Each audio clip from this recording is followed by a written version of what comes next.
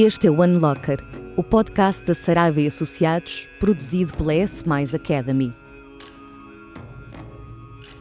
Dois convidados compartilham as suas visões sobre a transformação das cidades, a sustentabilidade, as tendências económicas, sociais e culturais que se cruzam com a arquitetura, o design e o planeamento urbano.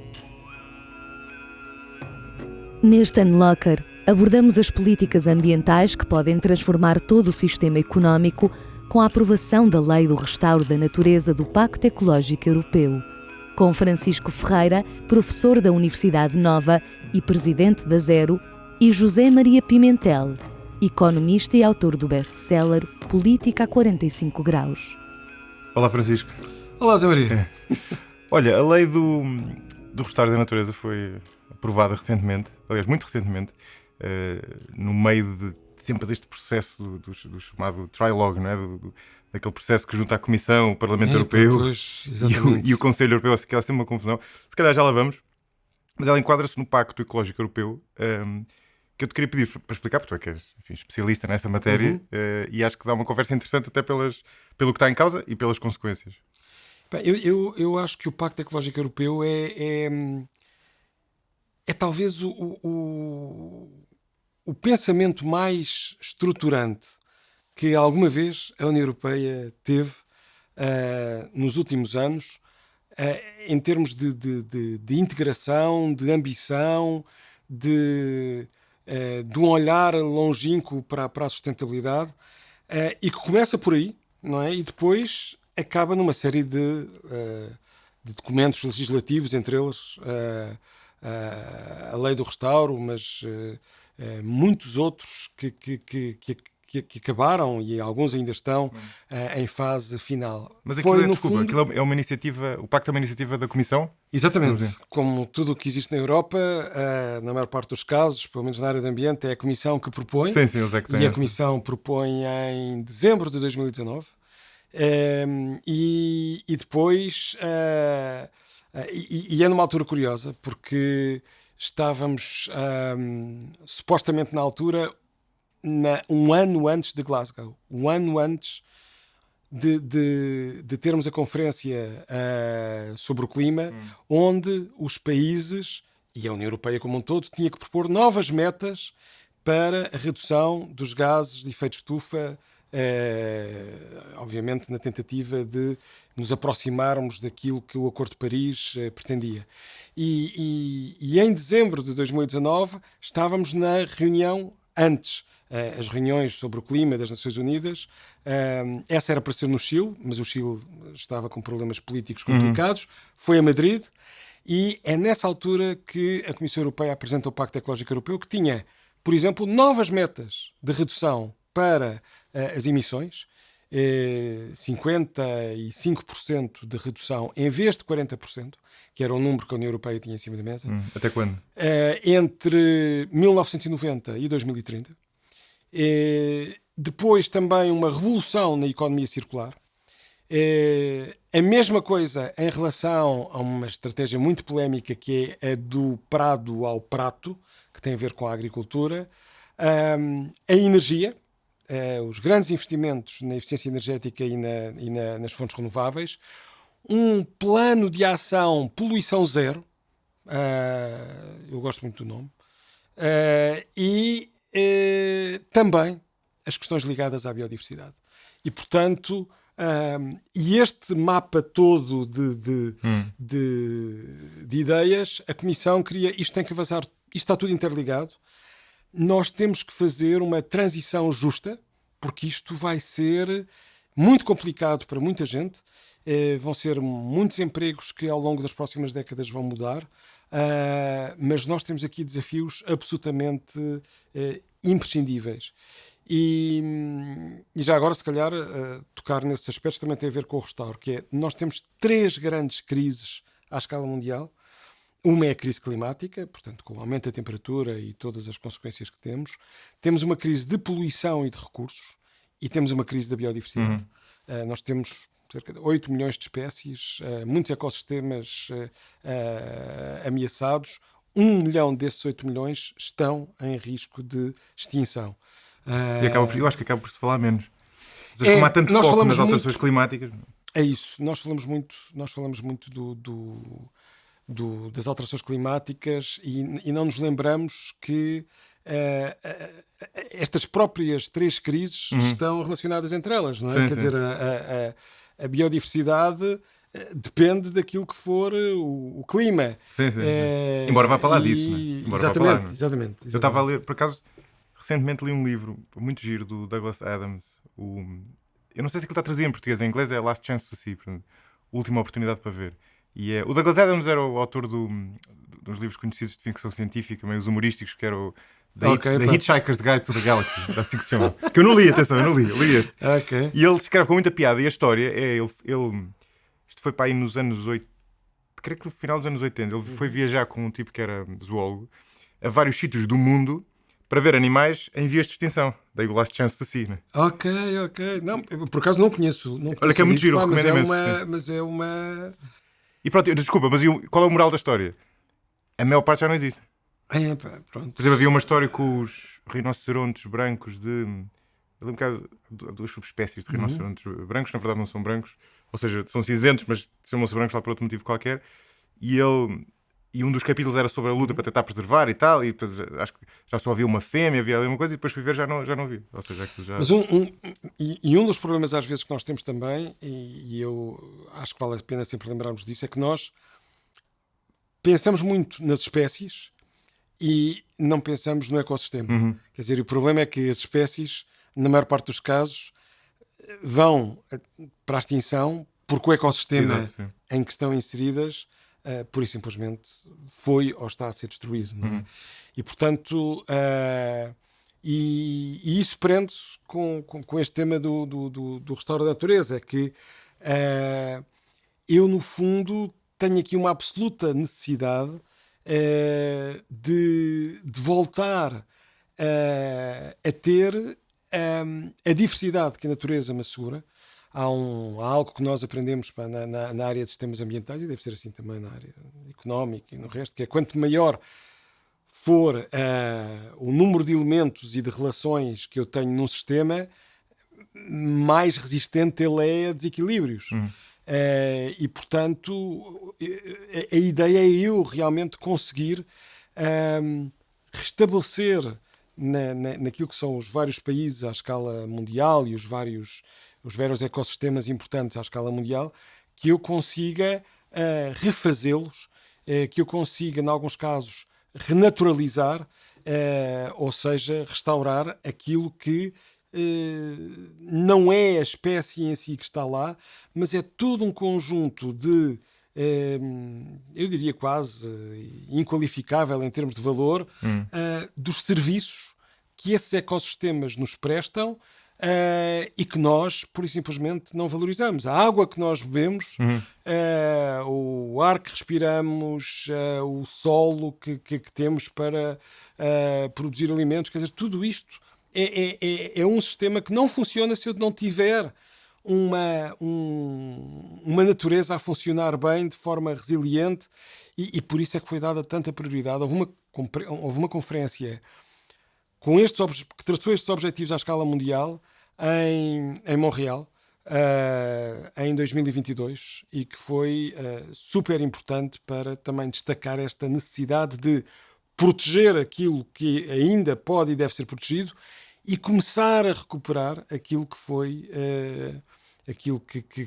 foi infelizmente degradado e que agora a Europa também chegou ao fim, mas foi, eu diria mesmo, entre a legislação do Pacto Ecológico Europeu, foi o dossiê mais difícil. Os votos foram ali, vai, não vai, com muitas cedências, porque a pressão das atividades económicas, nomeadamente da agricultura, tem sido muito grande. Quer dizer, quando eu tenho...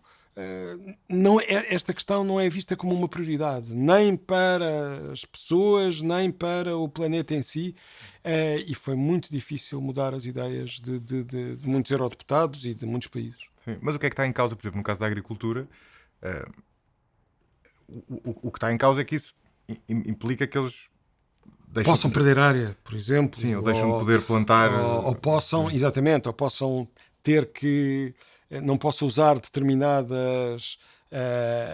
aquilo que é o uso de práticas agrícolas mais intensivas, numa zona próxima ou numa zona que esteja a ser renaturalizada, eu vou ter que abandonar praticamente essa área. Portanto, há ali situações de conflito, sendo que eu acho que, em muitos casos, esse conflito foi exacerbado. Quer dizer, nós temos visto os conflitos em muitos países da Europa entre ambiente e agricultura, mas também a subsidiação, o que é que deve ser apoiado ou não, se é suficiente, se não é.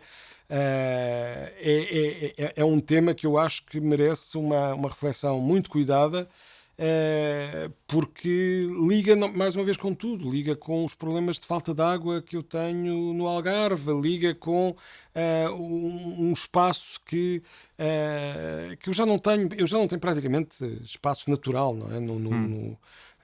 É difícil encontrar um ecossistema que dizer, este ecossistema está aqui pristino desde sempre, não é? Quer dizer, se calhar em Portugal temos ali uns bocadinhos da Serra da Arrábida, uns bocadinhos, mas mesmo assim ele já foi influenciado pelo... Sim, muitos dos que parecem não são. Exatamente. Às vezes é a concepção que a pessoa tem desses ecossistemas pristinos, não são. Não são. Alguns são completamente construídos pelo homem. É a versão Castelo de São Jorge da natureza. Exatamente. Coisa que na verdade não estava lá assim. É um bocado. Mas tu dizias que esses protestos do setor agrícola são exacerbados. Tu queres dizer que são exacerbados no sentido de que os média acabam por alimentar aquilo, ou que no fundo a regulação não vai criar tantos problemas como eles estão a achar que vai criar? O que eu acho é que, em alguns casos, por exemplo, eu não... eu acho que nós não temos uma visão mais... desinteressada, isto é, um olhar mais externo para aquilo que está em causa ou não. Só dar um exemplo. Porque é que eu tenho que ter a água? Qual é o montante de subsídios que eu tenho para a agricultura? Não é? E porque é que eu tenho esse montante? E como é que isso depois se reflete nos preços dos alimentos? E como é que... porque a questão que nós temos é que se tiver uma indústria, eu estou completamente dependente da energia e dos custos da energia. Posso ter ali, e tive em algumas alturas de crise, uma subsidiação. Mas, quer dizer, a água subterrânea atual é gratuita. A água, se for fornecida, a água superficial é diferente, não é? Mas a subterrânea é gratuita. Será que eu tenho o direito de a usar assim à vontade, sem quando isso é um elemento fundamental para a criação de valor, para a criação dos meus produtos? Portanto, eu tenho aqui uma série de, como é que eu hei de dizer, de desequilíbrios naquilo que é a estrutura económica de atividades como a agricultura, onde eu acho que não devia, digamos, criar aqui um conflito entre ou és a favor do ambiente ou és a favor da agricultura, mas sim discutir de forma mais séria o que é que está em cima da mesa. Os produtos que são exportados, que não pagam realmente, em que eu não pago, eu tenho que Ivisa virem da Nova Zelândia, porque só consigo tê-los porque a navegação ou a aviação não pagam impostos do combustível que gastam. Portanto, há aqui uma série de questões que criam, não é? Há uma série de externalidades, há uma série de questões que eu acho que nós discutimos mais com a emoção do que com a razão. Eu acho que quando eu queria dizer exacerbados era aí. Quer dizer, acho que é preciso nós termos um diálogo sério sobre estes conflitos ligados ao restauro da natureza ou ligados ao uso de fertilizantes e de pesticidas na agricultura, ou àquilo que é uma agricultura muito intensiva versus menos intensiva, às monoculturas florestais.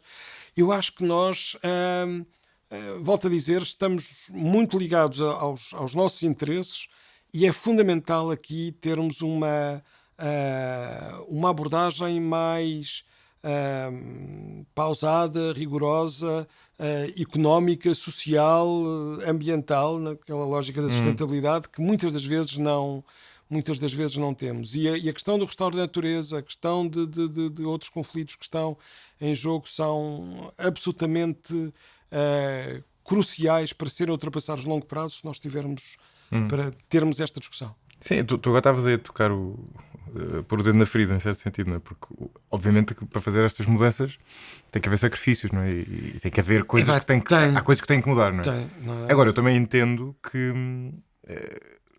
para quem está nessa posição possa ser complicado. Ou seja, é complicado fazer essa mudança, como é lógico, e há muitos setores que estão nesta coisa tripartida que tu falaste, não é? Das alterações climáticas, da poluição e da biodiversidade, que estão a ter que fazer ajustes nas três vertentes, não é? E são mudanças rápidas. E depois aqui talvez aconteçam duas coisas, neste caso, que são desafios adicionais. O primeiro é que isto é tomado a um nível central, ou seja, neste caso, da Comissão Europeia para os países todos, e pode haver diferenças que pode haver diferenças e pode haver até algum desajuste, enfim. Ou seja, a Comissão Europeia é muitas vezes criticada, os eu não diria pode haver, eu acho que há, claramente, há de certeza. Não, eu colaboro com a Comissão Europeia, embora mais na área do digital, portanto eu não tenho razões para achar mal, não é? Mas é verdade, é evidente que isso pode acontecer. E depois, mais importante do que isso, é o facto de que os outros países provavelmente não estão a tomar as mesmas medidas, não é? E portanto isso depois deve tornar a nossa agricultura menos competitiva do que as outras, não é? Sim, esse acaba por ser um dos problemas, não é? E mais ainda, e às vezes, e atenção, muitas das vezes os agricultores têm toda a razão, porque se eu perco rendimento precisamente porque estou a implementar uma série de boas práticas para garantir que reduz os meus danos em termos de poluição da água, do solo, etc., há mecanismos que a União Europeia tem precisamente para indemnizar, para compensar os agricultores desse esforço. E esse dinheiro não está a chegar.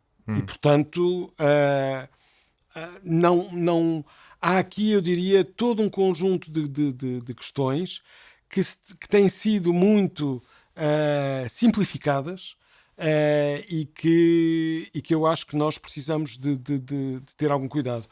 Porque também o que se passa é que estas crises que nós estamos a viver, a da biodiversidade, a da poluição e principalmente a climática, eu acho que os impactos são absolutamente avassaladores e as pessoas ainda não se aperceberam. É só naquelas alturas de verdadeira crise, como agora há poucos dias no Rio de Janeiro, em que a sensação era de 60 graus. Sim, mais de 60 graus. É só nessas alturas que nós pensamos o que é que temos que fazer qualquer coisa.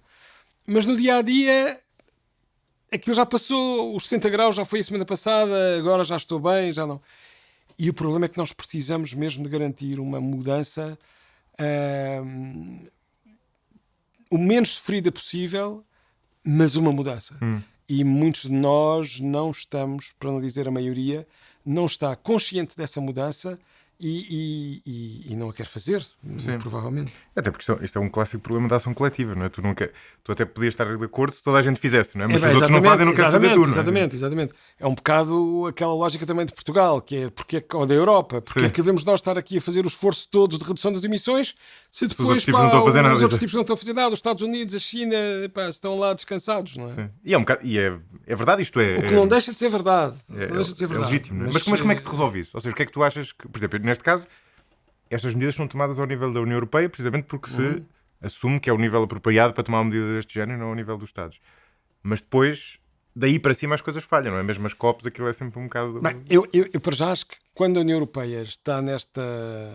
Quando a União Europeia põe em cima da mesa o Pacto Ecológico Europeu, com as reduções das emissões, com a ênfase na reutilização de bens, no objetivo zero poluição, etc., eu acho que a União Europeia tem a perfeita consciência de que isso a vai tornar mais resiliente e eu vou ter realmente uma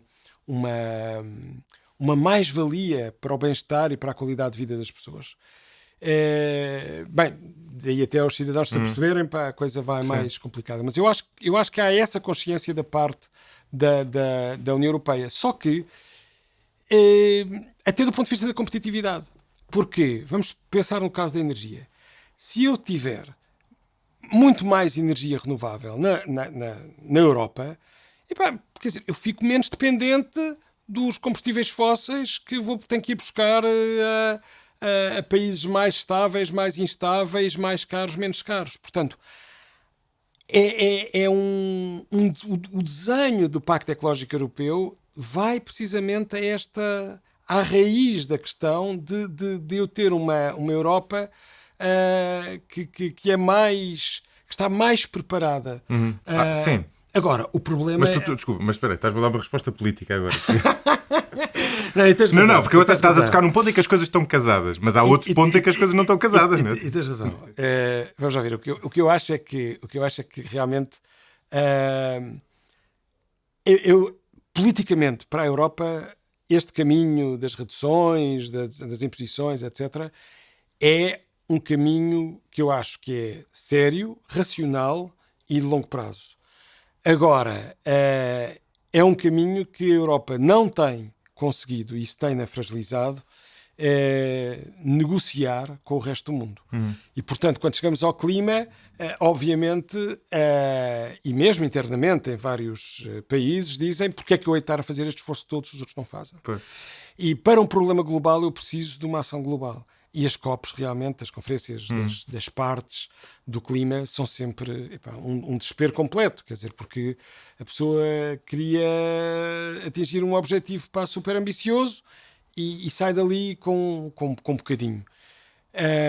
Mas eu acho que mesmo esse bocadinho e os avanços que a Europa tem conseguido fazer valem a pena. Mas não estão a ser suficientemente explicados. E nos últimos tempos, por isso mesmo, e com a perspectiva de muitas pessoas em muitos países europeus, eu tenho começado a recusar esta perspectiva. Ou seja, o Pacto Ecológico Europeu em 2019 é aceito pelos países, pela Comissão, etc., etc. O mesmo pacto agora em 2024 seria, eu diria, quase impossível. Porque nós temos uma lógica muito mais populista e conservadora que não está alinhada com estas mudanças de paradigma e não sei quantos. E o problema é que há 2 ou 3 palavras fundamentais na área da sustentabilidade. Uma delas é a prevenção, é a precaução, é a antecipação. E eu acho que nós não estamos a aprender por aí. E, portanto, o que nos vai acontecer é termos um aumento de temperatura que neste momento está numa linha de 3 graus, em vez de 1,5 graus. Já estamos a ter as consequências, vamos ter ainda mais consequências, e isso vai-nos sair muito mais caro e vai ser muito mais difícil. Eu penso que daqui as próximas gerações, que não eu, irão questionar, mas eles sabiam tudo. Porquê é que não agiram a tempo? Porquê é que não tomaram as medidas certas a tempo? E eu acho que é muito nessa linha que nós, infelizmente, estamos a seguir na Europa e no resto do mundo, principalmente em relação ao clima, mas também em relação à biodiversidade. Sim, enfim, é um bocado desapontante olhar para os números, porque basicamente o objetivo de 1,5 graus já foi à vida, basicamente. A não ser que haja a não ser que se invente alguma tecnologia. Eu também tenho ali um bocadinho de esperança ainda, mas qual é a hipótese? É cada vez, estamos quase lá a chegar. Só se inventasse uma tecnologia de captura de carbono, basicamente. Vamos lá ver. Há alguns... O estudo que foi feito para 2018 pelo painel intergovernamental para as alterações climáticas, com mais 3.000 cientistas, tal, ele diz que se nós conseguirmos inverter as emissões em 2025, inverter significa começarmos a descer, que chegamos lá. Não. Espera. É verdade. Mas tu conheces o gráfico melhor do que eu. É inverter e depois... Pronto, pico, não é? Mas eu nem chego aí. A minha questão é...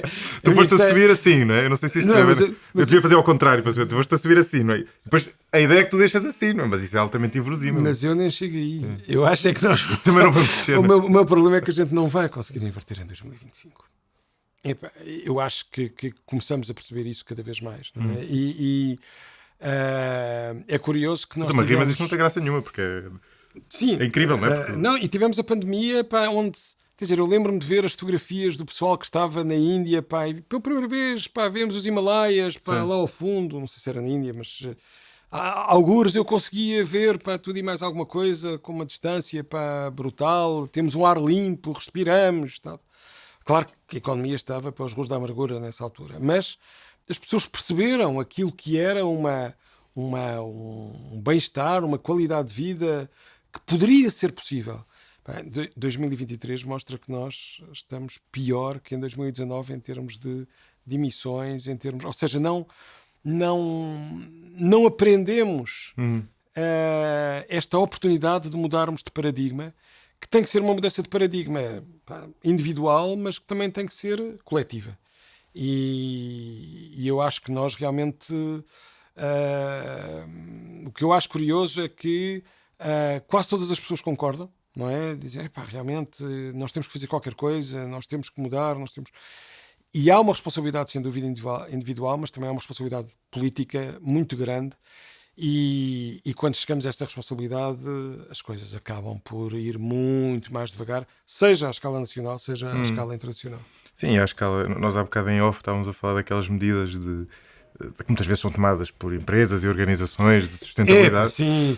Vamos todos ser neutros em carbono, mas vamos todos ter aqui, tenho aqui a minha lista, mas depois quando chega a hora da verdade, não é? E um exemplo que foi falado, foi excepcional, que é, será que eu consigo construir agora um edifício, no centro de Lisboa sem estacionamento? Exato.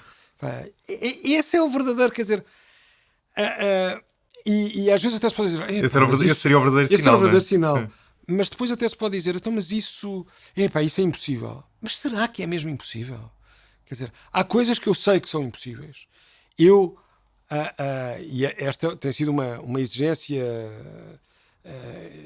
grande, por exemplo, dos movimentos em Portugal, mais radicais do clima, a Climácia, uma greve estudantil, que diz, bem, eu quero acabar com os combustíveis fósseis em 2030. Económica e socialmente não é possível. Não é possível. Agora, o que é facto é que entre essa exigência e o caminho que eu estou a ter, realmente eu estou a ir devagar demais. Portanto, eu tenho que ir muito mais depressa nas medidas do que estou. Preciso de as credibilizar e preciso de fazer com que todas as medidas em prol da sustentabilidade, do clima, etc., sejam mais fáceis. Portanto, essa é que é a questão. Eu tenho que ver, por exemplo, o que é mais fácil em casa. O mais fácil em casa é eu pôr o lixo todo junto num saco e entregá-lo. Eu estar a separar as embalagens, isso é uma chatice, então eu tenho que estar... Portanto, e o que é facto é que... Esse é um bom exemplo, porque é um exemplo essa é que é a questão. Sim. E esse é um exemplo de algo que... isto calhar não se pode dizer, não? Mas nós... Às vezes a pessoa investe muito esforço nisso e tem algum contributo... mas havia outras ações que nós podíamos ter que tinham, digamos que, um retorno do nosso esforço muito maior. Pronto, portanto, eu acho que uma das questões cruciais é nós sabermos quais são as prioridades. Que muitas das vezes não sabemos. Sim, completamente. E as prioridades, por exemplo, em relação ao clima, são claramente eu usar menos o carro. De longe, se não tiver carro e conseguir viver sem carro, ainda melhor. Sim. Por exemplo, responda uma coisa, desculpa, já agora. Se eu... nós há bocado estávamos a falar de ir ao Porto, não é? Mas, é verdade. Se eu for ao Porto de comboio em vez de ir de carro, em quanto é que isso equivale de reciclagem? De tempo de reciclagem? Não posso traduzir... Eu sei que é difícil porque não estamos a falar exatamente da mesma coisa. É mostrar alhos como galhos, mas... E nem sei... Bem, se a energia... É que a sensação que eu tenho é que tem um impacto muito maior do que... Eu até posso fazer umas contas fáceis. Cada quilómetro de carro são para aí 150 gramas de CO2 que é emitido. Vamos fazer a 300 quilómetros, não é? 300 quilómetros eu acabo por ter, 450 gramas, 4,5 kg, 45 kg. Ir e voltar ao Porto de carro sozinho são 90 kg de dióxido de carbono.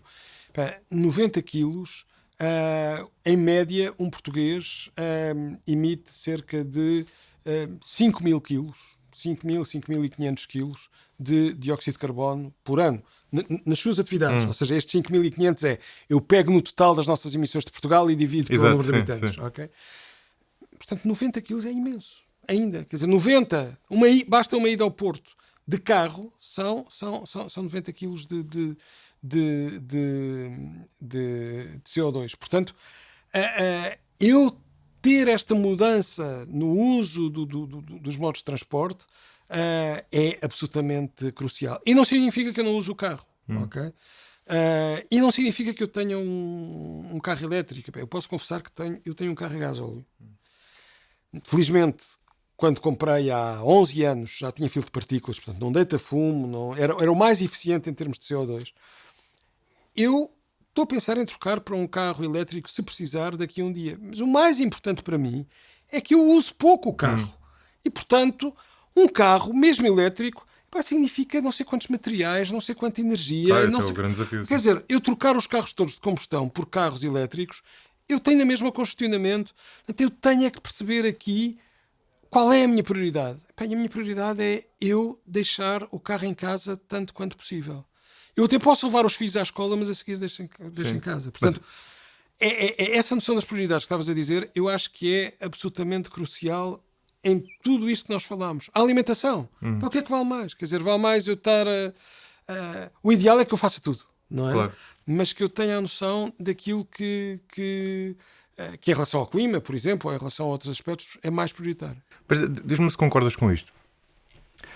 Isto que nós estamos a falar, todos estes exemplos de ações que a pessoa pode tomar individualmente são coisas que dão algum trabalho para muita gente, que implicam alterações de hábitos grandes. E, portanto, eu acho possível que aconteçam, mas é provável que demorem tempo. Não é?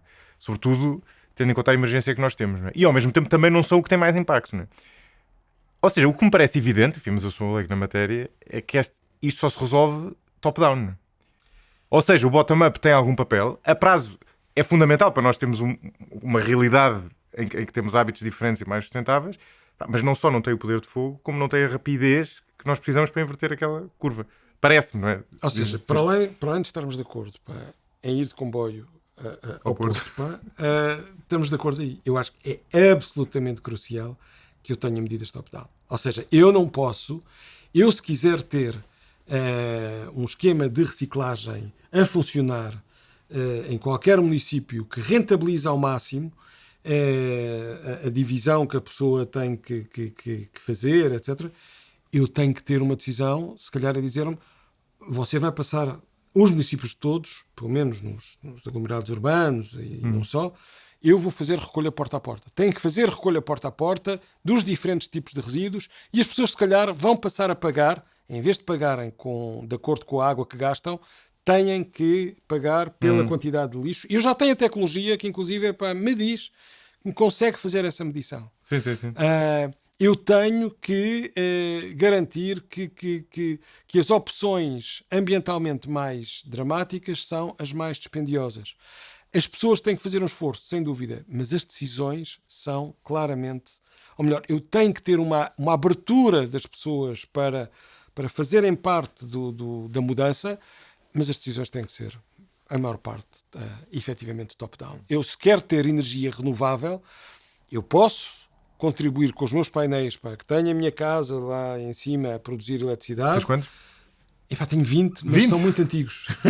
Só tenho 4. São muito antigos. Se calhar a potência dos teus é maior que dos meus. Eu tenho 3,2 kW, portanto são 20 painéis de 160, mas tenho-os desde 2007.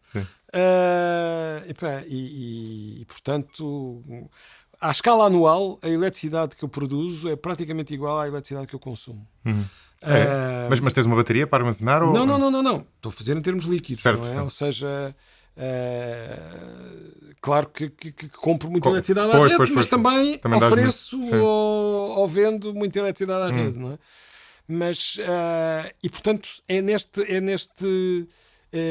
aí é uma responsabilidade minha, é uma iniciativa minha, ok? Mas, por exemplo, eu comprei os painéis na altura, eu acho que foi para aí 2007, 2008, porquê?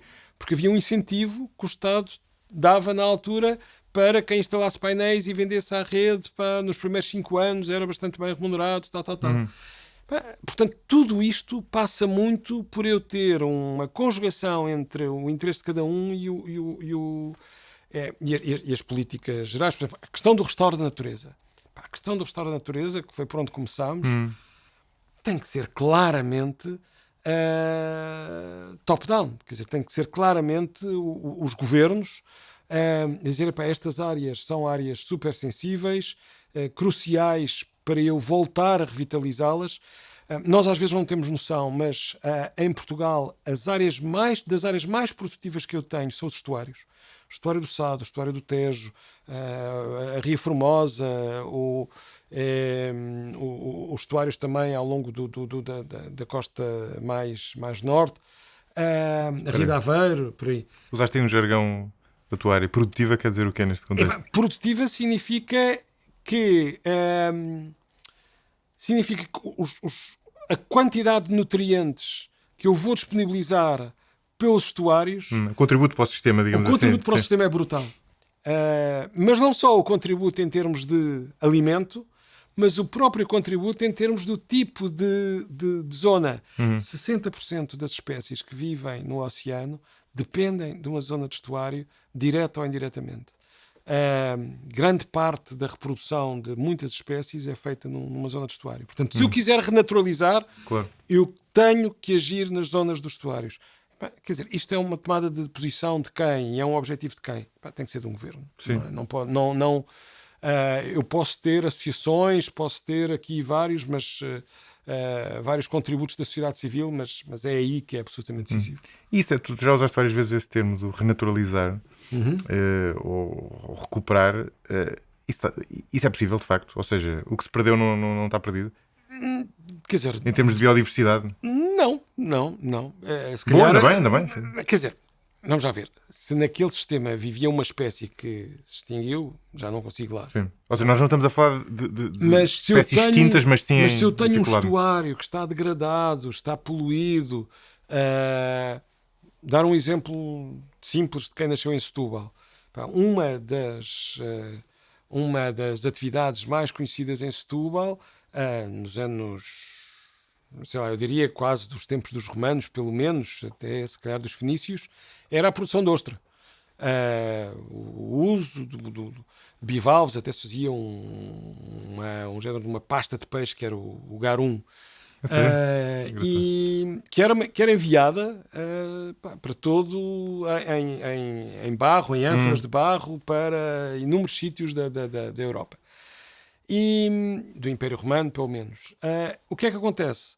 As ostras davam imenso trabalho e rendimento na década de 60, e com a indústria naval e com mais umas indústrias acabou. A produção de ostra terminou. Eu neste momento, desde há uma série de anos, já tenho novamente uma produção cada vez mais importante de ostra no Sado. Portanto, eu consigo ter aqui uma atividade económica e consigo ter aqui uma renaturalização que tem resultados económicos e sociais e obviamente ambientais. Eu acho que um dos grandes problemas que nós temos é que, enquanto o carbono eu consigo quantificar e até há mercados e consigo dizer quanto é que vale uma tonelada, eu não dou valor àquilo que é um ecossistema. Quanto é que eu valorizo uma paisagem? Quanto é que eu valorizo o facto de ter ali a minha água a ser filtrada? Quanto é que eu valorizo o facto de ter ali um fornecimento de alimentos gratuito? Não é? Porque é isso que eu acho que às vezes falha também na comunicação. É que nós percebermos que a natureza nos fornece tudo gratuitamente e nós temos vindo a degradá-la e, portanto, basicamente é agora renaturalizá-la para conseguirmos uma mais-valia múltipla e isso também demora o seu tempo, atenção. O renaturalizar pois claro. não é assim de um momento para o outro, mas é algo extremamente valioso em todos os sentidos. E essa medida só se aplica na Europa, ou seja, é obviamente uma iniciativa europeia, mas... Não. Sim, a lei do restauro é europeia e como digo, quer dizer... Mas cujo raio de ação é só na Europa, porque podia estender-se para... Não, mas eu tive a conferência há uma convenção, chamada Convenção da Diversidade Biológica, que nasceu na mesma altura da Convenção do Clima, na mais célebre conferência que eu acho que houve até agora, a ECO 92, e essa convenção teve estes objetivos de renaturalização. Eu penso que o objetivo é renaturalizar 20% até 2030, mas não tenho a certeza, à escala mundial. Portanto, este objetivo não é só... Ou melhor dizendo, o objetivo europeu está encaixado no objetivo da Convenção à escala mundial. Mas a minha pergunta não era exatamente essa, era que eu acho que faz sentido, sendo isto um sistema global, que os próprios ecossistemas europeus também estão dependentes, ou por outra, a natureza não segue fronteiras políticas, digamos assim. Sim. E talvez aí os oceanos são talvez o maior símbolo daquilo que é a relação dentro do planeta, não é? E por isso é que eu preciso destas convenções, para que não seja uma decisão isolada do país A ou do país B, ou mesmo de um continente como a Europa. E qual é a tua expectativa? Voltando à questão mais global, né? Se calhar até cingir-nos às alterações climáticas, qual é o teu grau de otimismo para nós conseguirmos uma decisões à escala global? Né? Porque tem que ser, não é o que estavas a dizer, tem que ser aí. Eu acho que só temos de trabalhar essa escala, não é? Eu também acho que eu sou naturalmente otimista, não sei se és tão otimista como eu, mas eu sou um otimista moderado, ok? Que é, eu acho que mesmo que eu não consiga atingir os objetivos, o grau e meio que falávamos há bocadinho, se eu continuar a fazer esse esforço e continuar a ter metas, eu vou pelo menos minimizar aquilo que é um impacto absolutamente brutal de um clima que está a aquecer ou de outros impactos mais significativos. E, portanto, eu acho que o otimismo é um pouco nessa linha. O meu otimismo é um pouco nessa linha. É que eu acho que eu tenho esperança de nós conseguirmos limitar os efeitos das alterações climáticas e o aquecimento global que está a ocorrer. Acho que vamos ficar aquém daquilo que era desejável e necessário. Portanto, custa muito dizer que não vamos atingir o grau e meio, mas reconheço que a probabilidade é cada vez mais baixa. Se atingíssemos os 2 graus já não era nada mal, na verdade. Mas mesmo esse meio grau é uma diferença muito, muito substancial. Sim. E eu não sei se nós temos... Quer dizer, temos alguns paralelos olhando para trás. Temos a questão do buraco do ozono, foi o problema com que eu cresci. Um êxito absolutamente espetacular. Porquê? Porque era fácil. Era só trocar um determinado tipo de compostos por outros. Ok?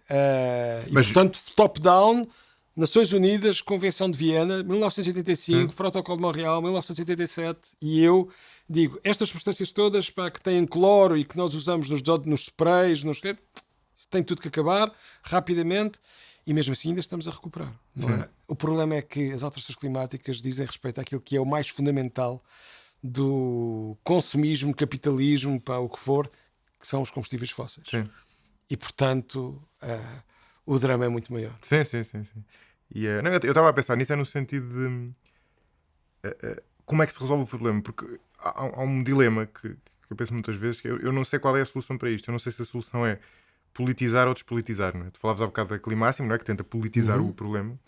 O problema de tu politizares é que também geras outro tipo de reação como a dos agricultores e geras uma onda anti-sistema e anti estes tipos acham que sabem mais do que nós. E, portanto, nesse sentido, a solução pode ser não politizar, não é? Mas não politizar implica que haja vontade de cima. E, portanto, é muito complicado. Exato. Eu acho que isso é o tema de mais 3 episódios. Mas é exatamente isso. Eu acho que nós precisamos de um equilíbrio entre o chocalhar da sociedade e, portanto, aí é importante os alertas da Climáximo e de outros grupos, porque realmente nós estamos numa emergência climática e com outros problemas, mas nós queremos que todos estejam no mesmo barco e, além disso, queremos que os governos também hajam. E, portanto, os governos, inclusive dos outros países todos, não é? E, Não é portanto, só na Europa. conseguir este equilíbrio em relação a todas estas vertentes que aqui falámos, que é o verdadeiro desafio. E, portanto, eu não diria que no meio está a virtude, mas é realmente eu ter estas pontes de diálogo que é o crucial para eu conseguir a ação. E num mundo em guerra, num mundo cheio de conflitos, não é fácil o papel das Nações Unidas para resolver estes problemas mundiais. Boa. Francisco, eu, como se costuma dizer, eu acho que estes senhores querem ir dormir, portanto vamos terminar. Mas antes disso, já agora vou esclarecer uma dúvida contigo e assim fazemos ou fazes do serviço público. Okay. Já te devem ter perguntado isto imensas vezes, que é aquele mito que existe em relação à reciclagem, tu já ouviste de certeza imensas vezes, de que misturam tudo. Na verdade eles misturam tudo. E a questão é, eu já me foi dito isto uma vez por um tipo que me jurou que o pai trabalhava nessa área e era de facto isso que acontecia. Sim. Depois eu comecei a explorar e depois já não era bem assim, mas ainda assim nunca esclarecia a coisa completamente. Não misturam tudo. Não misturam tudo. Pode haver um ou outro caso em que se tenha misturado inapropriadamente, não é? A grande prioridade é fazer a separação para realmente depois encaminhar.